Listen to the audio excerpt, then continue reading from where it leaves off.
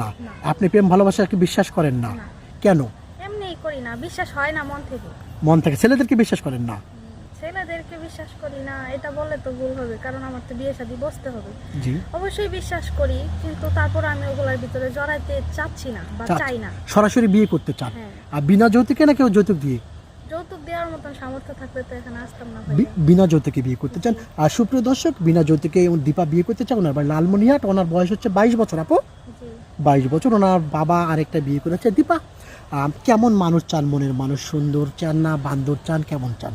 আল্লাহ পাক যেরকম রাখছে কপালে ওরকম হবে, সুন্দর অসুন্দর সেইটা দিয়ে তার কিছু হয় না। জি। আপনার বয়স 22 বছর, ওনার বয়স কত হতে হবে? এখন বয়স আল্লাহ পাক যেরকম মিলাই রাখছে, বয়স তো কোনো।